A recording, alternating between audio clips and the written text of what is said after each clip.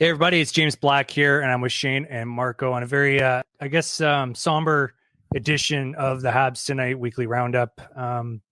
What can you say? Last night was the touching tribute to the immortal Guy Lafleur. They were playing the Bruins at the Bell Center.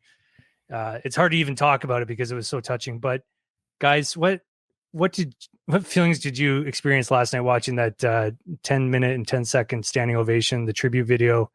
It's so hard to do in such a short period of time to reflect on such a life. But what did you guys think? Man, was it special. I mean, I'd never had the chance to watch Guy Lafleur play, obviously too young, but I got to meet him once when I was a child, and I didn't know the legacy he had, all he had done. I just knew, oh, wow, it's Guy Lafleur, right? And I was awestruck. Like he touched so many people, and you saw that yesterday. All the stories that came out of him being such a great person, so generous, so humble, and man, what a hockey player he was. So that ceremony was insane. I don't think we'll ever see anything like it. We lost the big three, obviously, with Jean Béliveau, Maurice Richard, and now Guy Lafleur. That's something I'll remember for the rest of my life for sure. That was electric. Mm-hmm. Yeah, I think it's really hard to put into words how much Guy Lafleur really meant to the organization.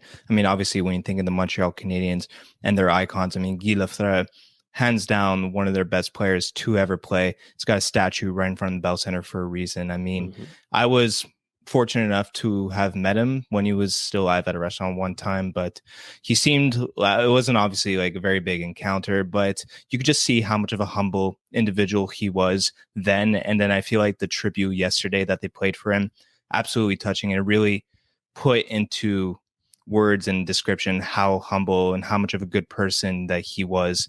And obviously the greatest moments that he accomplished with our organization. Obviously, when news broke, it was very sad I feel like the whole entire Habs community was touched by it. And Guy Lafleur is someone who will undoubtedly be missed by everybody. But I think that the tribute yesterday did a really good job showing, I guess, briefly the kind of legacy and the kind of impact that he had on all of us. Mm-hmm. Yeah, and you talk about carrying the torch, and obviously there is a lineage and a legacy of the great players and the alumni of the Montreal Canadiens that now gets recalibrated in his absence.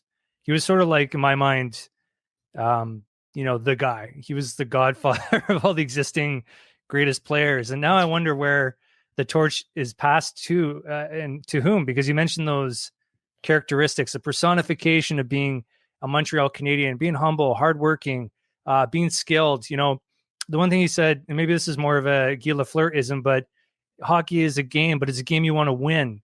And, that's such a great dichotomy of, it's just a game. But, man, if you're not out there trying to win, what are you doing, And this organization, it wants to win. The people want to win. So my question to you, and I don't want to, we'll still lament and talk about Guy, but who's holding the torch now? Who is it? Yeah, I don't think we'll ever find another Guy Lafleur. That guy was unique. He is Guy Lafleur. There's no other. But I think his impact has trickled down through every single edition of the Habs since his departure. And we heard Suzuki talking about it yesterday in his press conference. Even Suzuki was impacted by a guy he barely met. So that goes to show that his work ethic, what he brought to the organization, is still in factor today and will continue to be in factor for years to come. Carrying the torch, it doesn't have to be one person. It can be an entire team. And I think he truly impacted the logo, the city, everything surrounding the Habs has been touched by Guy Lafleur, and that impact will last forever. Mm-hmm. Yeah, very, very well said, Shayne. I mean, it's kind of hard to find a replacement, obviously, for Guy Lafleur. The amount of things I did for his organization was like no other. We were talking about Mike Bossy last week and what kind of impact him and Lafleur both had to the league as like the prime goal scorers and ones who really paved the way for those following, including Wayne Gretzky and other greats like him. So, I mean, Lafleur is a legendary player. To find one person to kind of sort of fill in his shoes and have that sort of impact nowadays is very, very difficult. But I like what you said, Shayne, on how it doesn't have to be one player. It could be the entire organization, it could be the entire team. which I really hope is the case going forward. I think that in the next few years, with the group that we have, with the Caulfields, Suzuki's, and all the other young guys we're going to be bringing to the organization, I really sure hope that we could replicate that sort of impact collectively as a team that Guy Lafleur had individually for the team, for the club. Mm-hmm. Yeah, and what a reminder that the Montreal Canadiens fans and the energy that can be captured in the Bell Center is unlike anything other, and the honor that they bestowed upon Guy Lafleur, who will have a national funeral. His family has permitted this. They've said, again, as long as it's done in the character of who he is, humble and accessible, that there will be a public sort of national celebration of his life and remembrance. So to me, it's I'm 39 years old. I didn't get to see much of him. I saw sort of the later stages, when he was with the Nordiques and the Rangers, I believe. And the tape, you go back and watch the tape, you can just see how smooth of a skater he was and the way he would take angles and the release and everything. I mean, he was just exceptional from the very start of his hockey playing days. And him and Mike Bossy leaving, now I feel old because I'm looking at the next generation of guys behind them, the Gretzkys, the Messiers, guys of that vintage, and saying, man, they're getting old. They're in their 60s now too. And, it's unfortunate that, even Guy Lafleur at 70, much too young, and just gives you a pause for reflection upon, the fact that we don't get to watch these players forever, but they also don't live forever. And it's just sad. And it's sad in a season where so much has gone wrong. And perhaps in a way, this is a good starting point for a new era of the Montreal Canadiens. So, yeah, I don't know if you guys want to say anything else about it. That's it. I think I have to salute the crew of Groupe CH and the Montreal Canadiens organization. Whoever was in charge of making this ceremony possible, you deserve a big round of applause. Like, every person involved gave it their all. It was beautiful. It was seriously, like, it was moving, and not a dry eye in the stands. I know a lot of the team members were in shambles. So, that goes a long way, and I think they deserve a lot of recognition for what they accomplished. Yeah, agreed. Yeah, I was just gonna say, I think they did a spot on job as well, and to really kind of just cap off the legacy they have, the amount of effort that they put into that ceremony and into the standing ovation, really sort of just gave everybody who didn't quite have the chance to see Guy Lafleur play or was watching him during the later stages or whatever the case may be, give a little glimpse at what he did really for the club. Mm-hmm. Yeah, and the club did a great job even prior to that. There was very active rumors about a week ago that he was in his last days, and they had to address it. They had to say something, and basically said, we're not going to say anything. But I think you guys saw on Discord how I kind of said, well, this is when people do this in PR, it's a sure sign that there's something inevitable about to happen. So I feel like they handled it classy throughout the whole process, and they just did the right stuff. And this won't be the end of it. He's a legend, and just like with Jean Beliveau on the seat and everything, there, there's going to be more, and it's going to exist for a very long time. So rest in peace, Guy Lafleur. We'll miss you. Nothing more I want to say about it. But unfortunately, there was a hockey game last night, and the Habs lose 5-3 to the Bruins, and perhaps the play wasn't as fitting a tribute as what happened before. But look, 0-3 over the last week, it's been a slog. The season's definitely on the 1 week left, and there's not much more hockey to play. Mm-hmm. What do we take from last night? Well, I mean, I really like the third period. First two period aside, the third period, the guys really showed up, and you could see that they really wanted to give it their all to celebrate the night, to really cap it off as best as they could. Couldn't quite get it done, but I liked the effort. Josh Anderson with a nice goal there to start the game. So, the guys didn't give up, right? Suzuki with a nice goal as well. So, all in all, it wasn't a terrible game. It wasn't like we got blown out, but could have been better.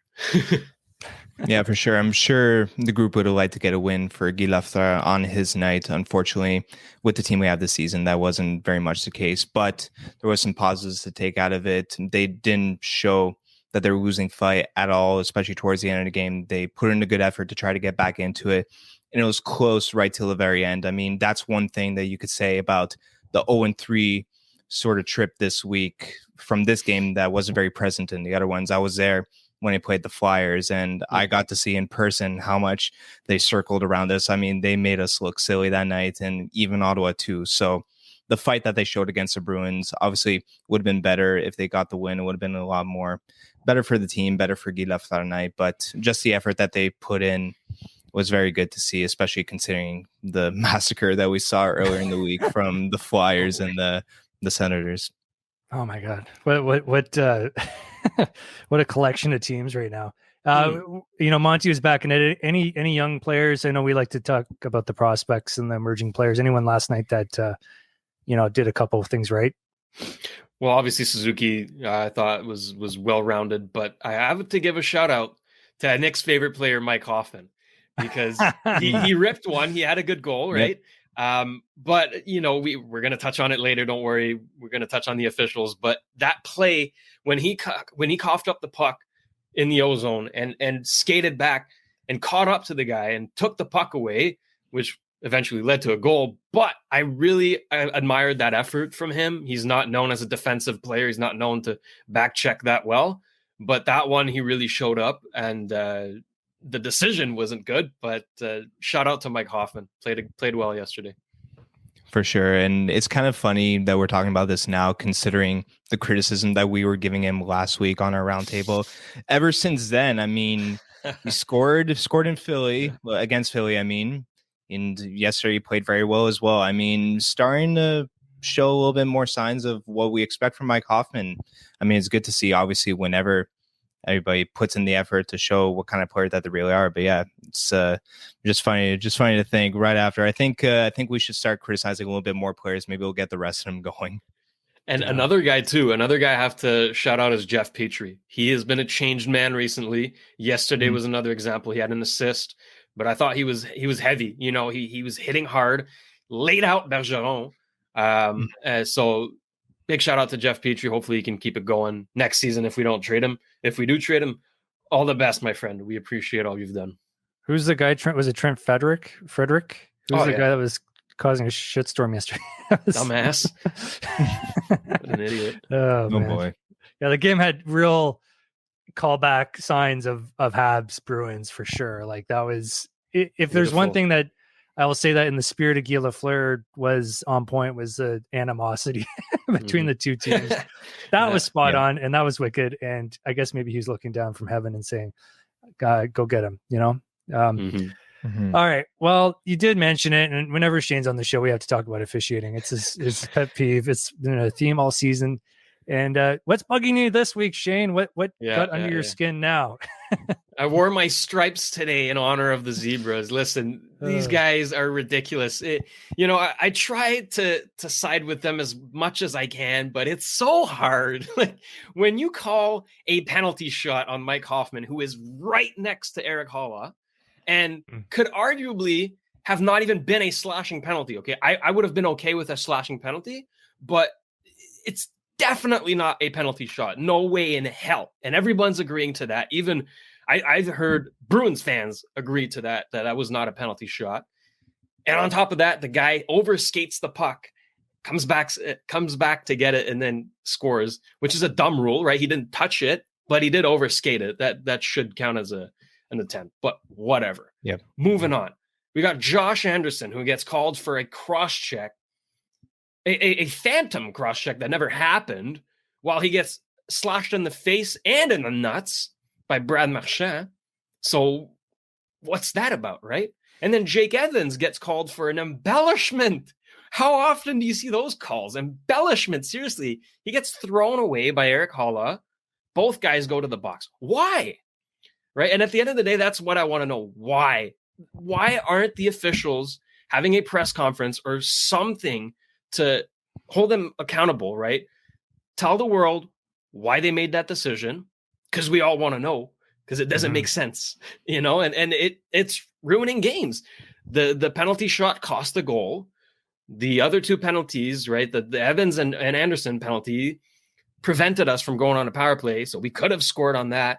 It's just a trickling effect, and they lost control of the game. It was very physical, and guys were punching everybody. So something needs to change, seriously.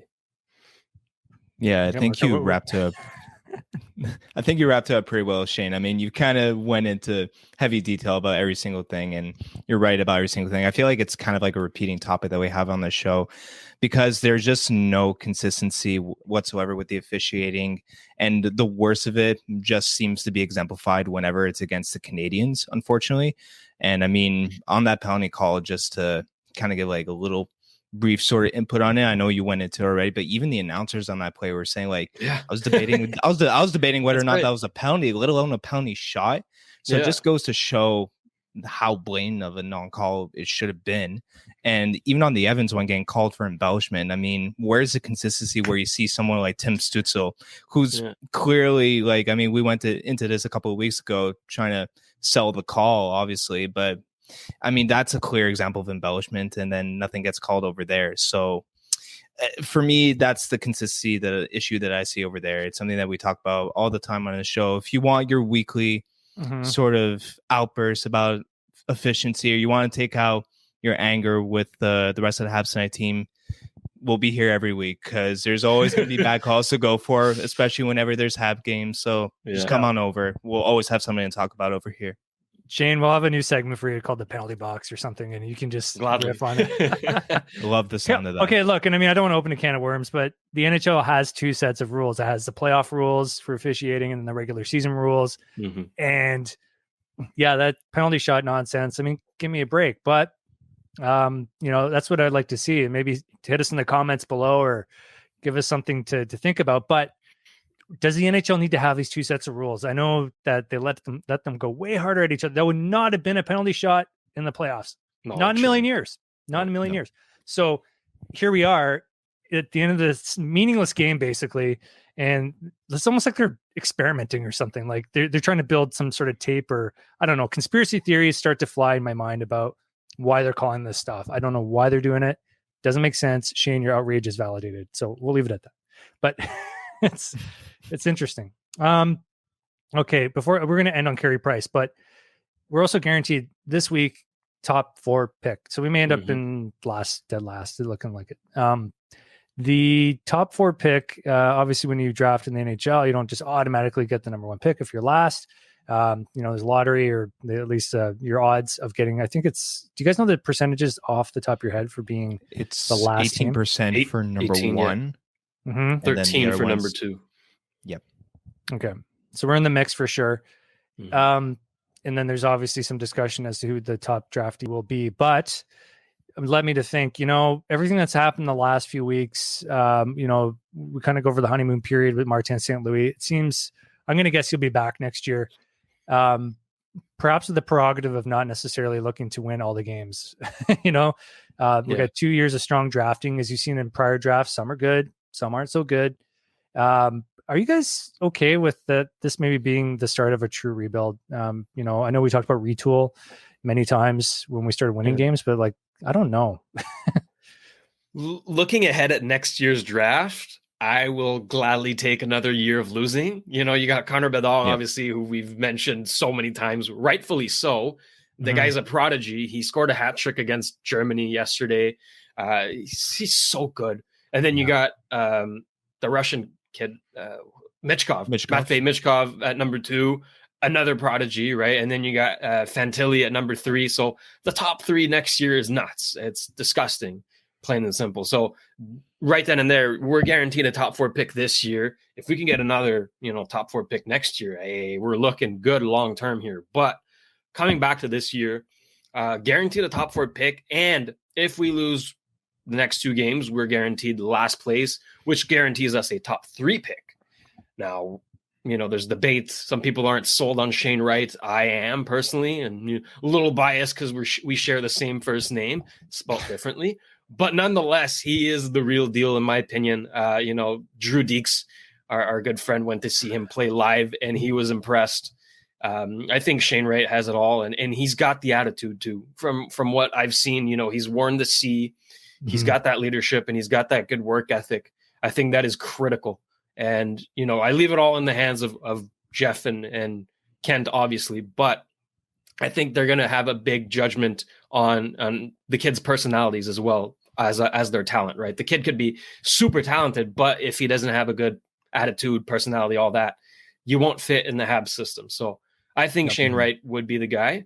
If not, there's a ton of other guys. Logan Cooley, Slavkovsky. If you want a defenseman, go Nemec. There's Savoie too. Savoie, Jiricek. The list goes on. This is a deep draft, so we're looking good. We have something to look forward to here. Yeah, when it comes to this sort of like rebuild thing, I think that this is something that we're all kind of like scared of at the beginning of the year, because it's nothing that really anybody wants to truly admit that a team's going through.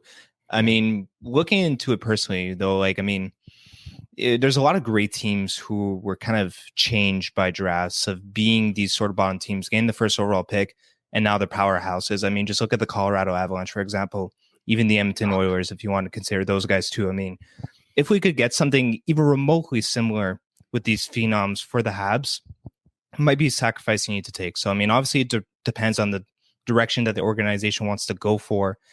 But, I mean, when you start to see these great players, especially in next year's draft, getting drafted and, you know, coming up in the system, I mean, you got to take a look at it. You got to see, is this something that do I want to bury this year and next year to have a shot for the next decade sort of thing? So regardless of the case, I have full trust in the Jeff and the Gordon, and the Kent and the Gordon, I meant sort of duo, and whoever that they draft and whatever sort of direction you want to take with the team, I'm sure that it'll be profitable for us in the long term, because the Habs are an organization that's shy of success or is a stranger to success in any sense of the word. So I'm sure that they're going to want to bring us back to the top, back to the good old Guy Lafleur days, even if you will.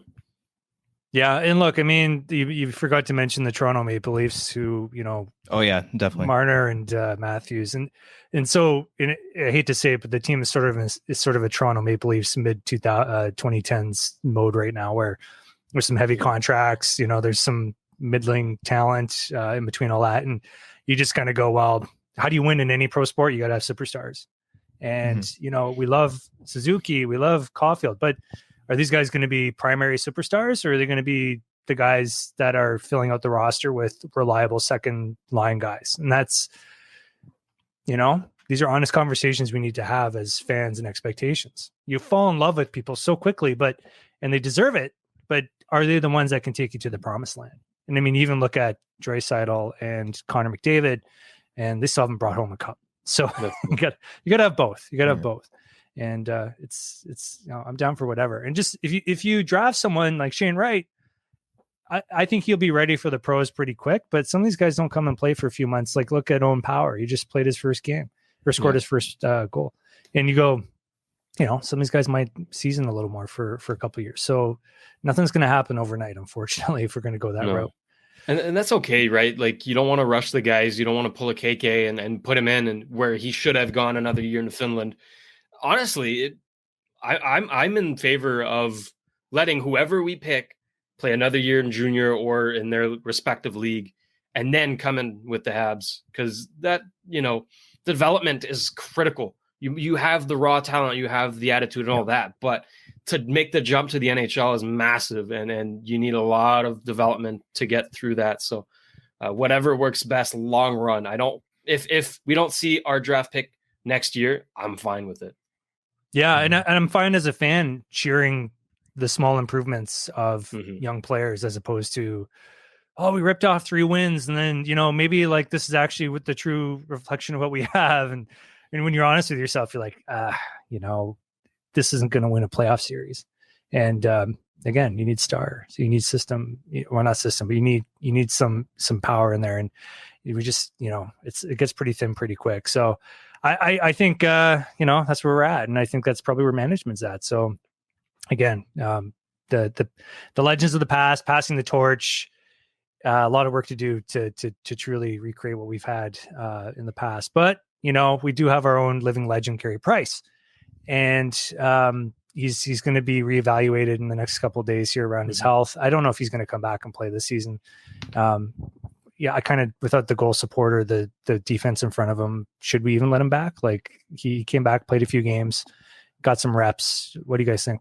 Yeah, I mean, it's at the end of the day, it's his call, right? He knows himself better than anyone. But I think that the long off season, will do him some good. You know, he'll spend the summer with his family and not have to worry about whatever issues he was dealing with before, and focus on his training regimen and getting in shape for training camp.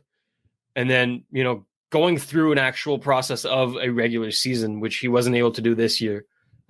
He's played 4 games now, may play the last game, so 5 in total this year. That's nothing. It's not good for him. It's good to get back in it, but you can't judge his entire performance on these games.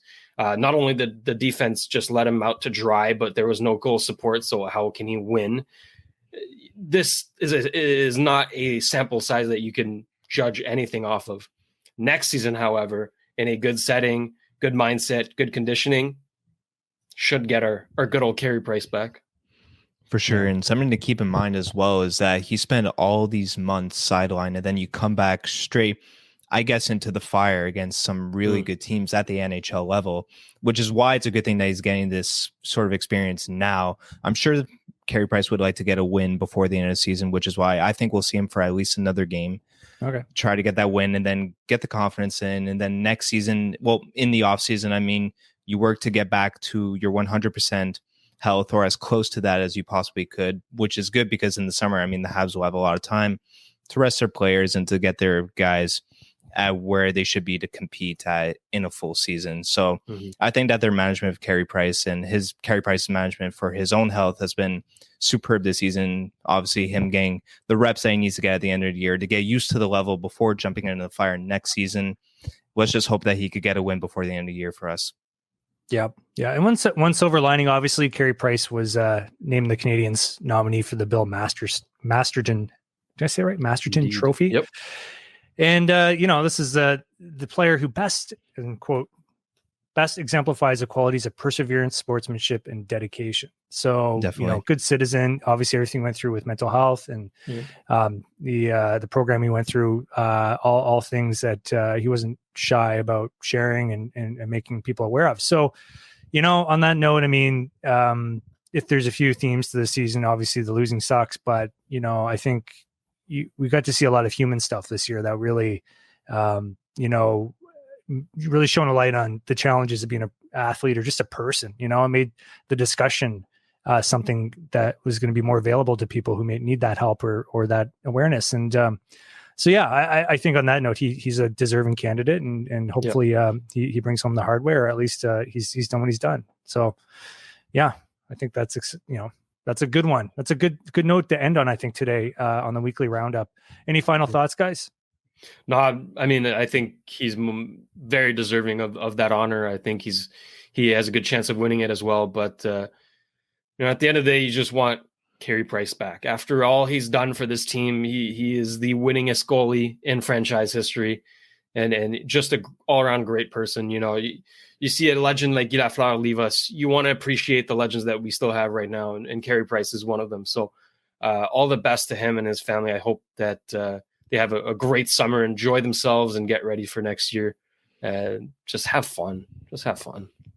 Yeah, I definitely agree that Carey Price is a sort of definition of perseverance with everything that he's gone through, obviously, and to come back the level that he has and the warm welcome that he got to last week was fully deserving. And I think the least that the Habs could do at this point is to get him a win going into the offseason. So, for final thoughts, Carey Price fully deserving of the trophy. Hopefully the Habs could pull through for him and get in that win for the end of the year. And one more time, rest in peace to Guy Lafleur, the legend. Your memory will live on forever in our organization, in the hearts of many. Yeah, absolutely. Yeah, no, I think that's a great note to leave on. Again, if you're watching today for the first time, this is Habs Tonight. Hit that subscribe button, give it a like, or just leave a comment. Obviously, this has been a trying week for the fan base and for everyone who's been following the team for any period of time. So I will share that sentiment with you, Marco and Shane. Rest in peace, Guy Lafleur. Our condolences to the Lafleur family and the Habs network and everyone who has been involved in his life and has been touched by him. We certainly will remember him. And on that note, we'll end the show. Thank you.